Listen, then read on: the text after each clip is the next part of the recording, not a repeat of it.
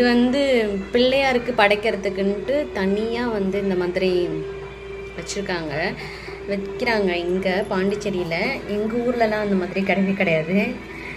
பிள்ளையாருக்கு இவ்வளோ இந்த மாதிரி ஒரு ஜாமான் வாங்கி நாங்கள் படைச்சது கிடையாது.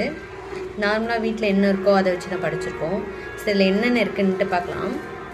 ஒரு செட்டாக விற்கிறாங்க. இதில் ஃபஸ்ட்டு